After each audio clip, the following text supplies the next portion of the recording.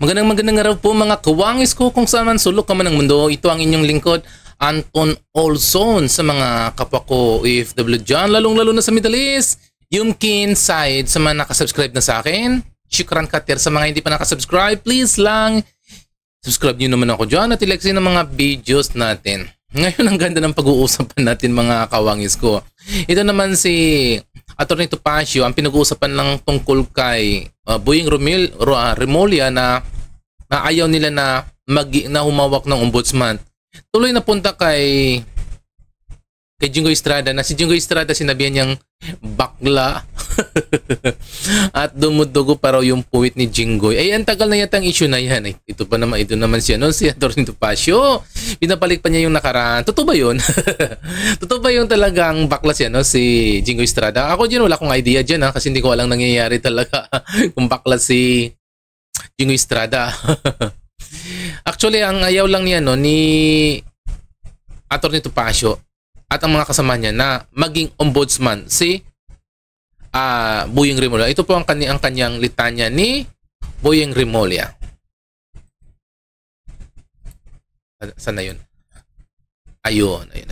Lang, maraming pera ang Diskaya, maraming jet si Saldico, bakla si Jinggoy, lahat yan papuntang ombudsman yan. Oh, hindi yung bakla si Jinggoy, hindi papuntang ombudsman yun. Live, no? Halos lahat ng kasong yan. Aray ko. Pati tuloy yung lumang news item na Jinggoy, dumugo yung puwet, naungkat. Seriously, lahat po papunta yung ombudsman.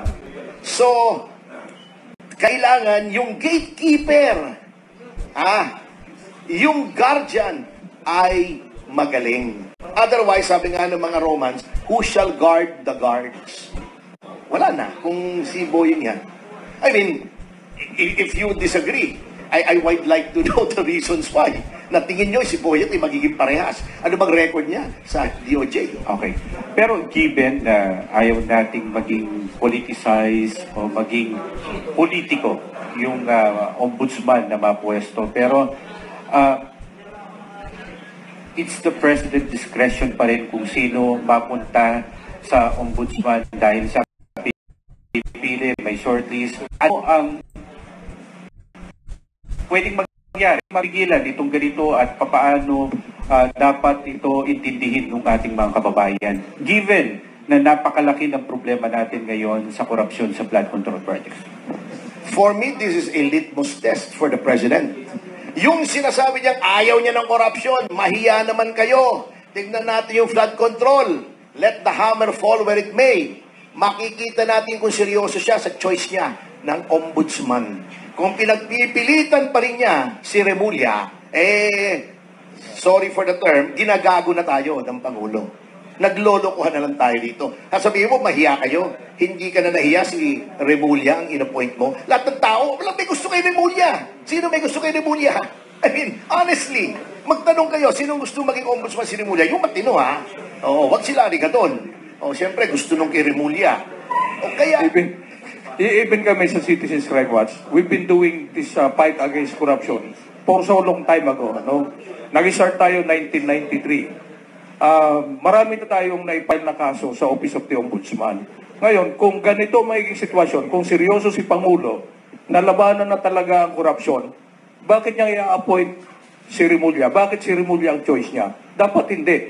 Kasi kung si Remulla ang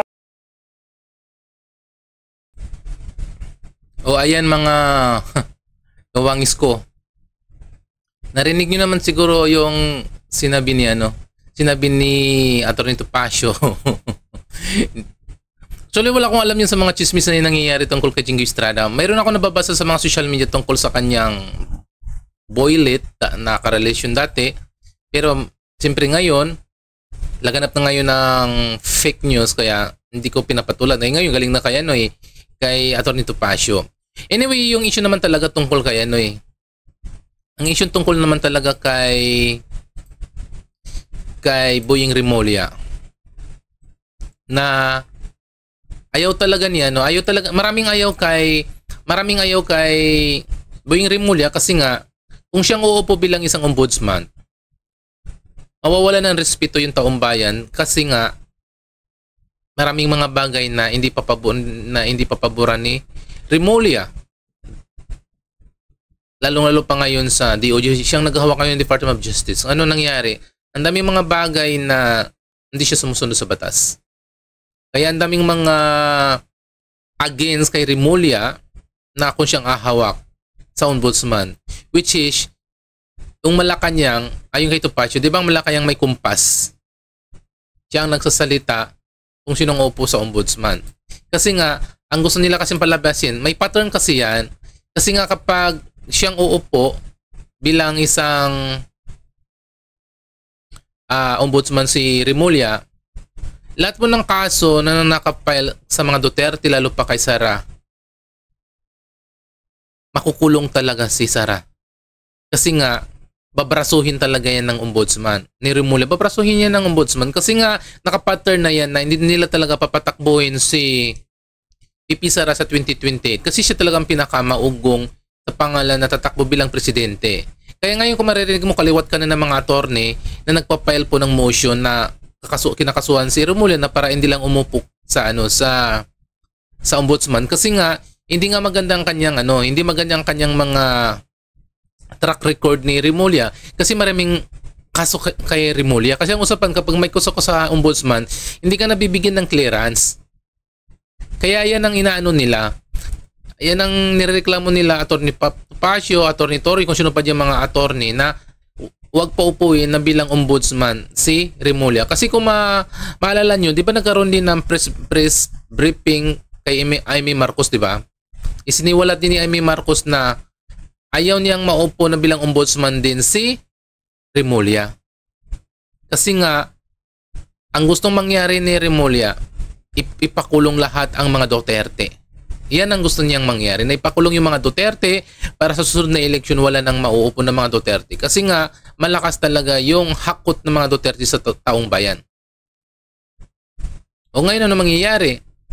Tingnan mo, kahit sa mga katiwalian sa gobyerno, bakit hindi binibigyan ng pansin ni Rimulya? Si Saldico, hindi siya nag-issue ng hindi makalis ng Pilipinas. Si Martin Romualdez, hindi rin siya nag-issue na sana hindi makaalis ng ng Pilipinas. DOJ siya, Department of Justice, dapat, di ba? Huwag niya lang paalisin para paano kung magkaroon ng investigation sa ICI yung independent commission sa IMPRA. Ay, sino ang doon? Sino yung tatawagin doon? Wala na si Martin. Eh lumalabas 'di ba si Martin pati sa Saldico sila ang mga protector o sila ang malaking kinukubra sa flood control. O sino may command din diyan? Ang may command din diyan si Rimulya. Ay kasi si Rimulya, isang sirkulo lang naman sila yan, isang grupo lang sila yan si Rimulya, si Martin Romualdez, Saldico pati si Marcos Jr. Iisa lang naman ang grupo nila yan ay. Ang nag-appoint naman kay Rimulya ay si Marcos Jr. Kaya yun po ang ayaw mangyari ni Atty. Topacio kung siya nga hawak bilang isang ombudsman, masisira po ang imahe ng ombudsman dahil marami siyang papanigan sa kanyang mga nasasakupan. Lalong-lalo pa maraming ayaw na umupo si Rimulya. Kasi nga, ang inabangan nila talaga yung Duterte family kung sino tatakbo sa pagka-presidente sa 2028. Yun po ang pinaka-issue diyan kung bakit ayaw nila Topacio na ganung mangyari. So yun muna mga kawangis ko sa mga kapako OFW dyan.